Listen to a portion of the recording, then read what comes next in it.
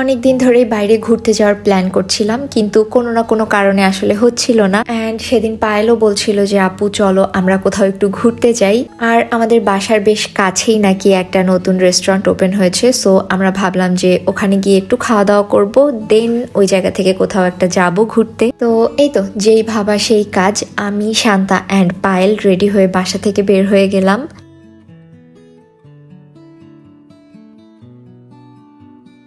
বাসা থেকে বের হয়ে আমরা রিক্সা নিয়ে নেই। আর আজকে কেন জানি বিএম কলেজের সামনে অনেক বেশি জ্যাম ছিল, প্রায় 10 মিনিটের মতো বসে থাকার পরে আমরা এখান থেকে বের হতে পেরেছি।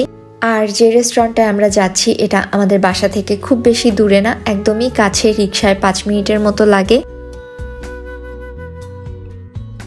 সো এই তো চলে আসছি। রেস্টুরেন্টটার নাম হচ্ছে টেস্টি বাইট, এটা রিসেন্টলি ওপেন হয়েছে। আমি আসা যাওয়ার পথে প্রায় রেস্টুরেন্টটা দেখেছি, ভেবেছিলাম কোনো এক সময় আসবো খেতে, কিন্তু আসলে সময় করে উঠতে পারিনি। অ্যান্ড ওদের ভিতরের অ্যাম্বিয়েন্স অ্যান্ড ডেকোরেশন খুবই আই সুদিং, মানে ঢুকলেই একদম শান্তি শান্তি একটা ব্যাপার আছে ওদের ডেকোরেশনটার মধ্যে।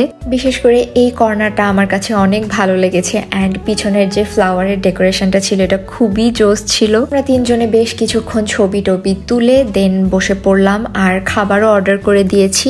তো আমরা নিয়েছিলাম হচ্ছে একটা চিকেন স্টেক প্লেটার, দেখতেই এত লোভনীয় লাগছিল খাবারগুলো। আর ভিডিও এডিট করার সময় আমার মনে হচ্ছিল যে ইস আবার গিয়ে একটু খাই।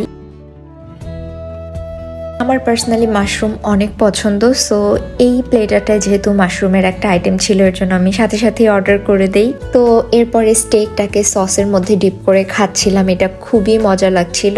আর ওদের চিকেন স্টেকটার উপরে একটা চিজের স্লাইস দেয়া ছিল, এর জন্য এটা টেস্ট আরো অনেক বেশি মজা ছিল। আমরা তিনজন তো অনেকক্ষণ বসে খাওয়া দাওয়া করেছি, আড্ডা দিয়েছি, যেহেতু অনেক দিন পরে বের হয়েছি। আমরা তিনজন একসাথে হলে আমাদের কথার শেষই হয় না, সময় শেষ হয়ে যায় কিন্তু আমাদের কথা বলা আসলে শেষ হয় না।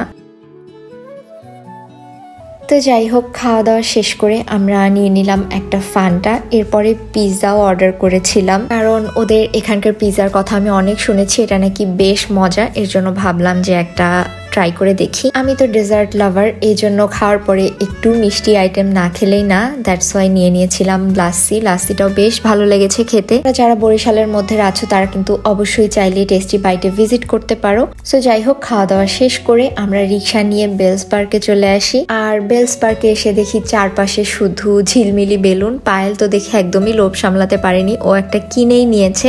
এরপরে আমরা তিনজন বসেছিলাম অনেকক্ষণ, কারণ খাওয়া দাওয়া করে একদম পেট টইটুম্বুর হয়েছিল।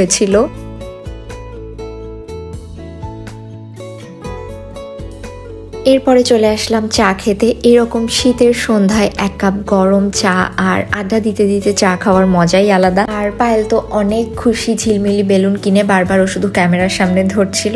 আর এই তো তিনজনে বসে বসে চা খেলাম, আর চা খেয়ে দেন বাসায় চলে আসি। আর আজকের ভিডিওটা ওই পর্যন্তই।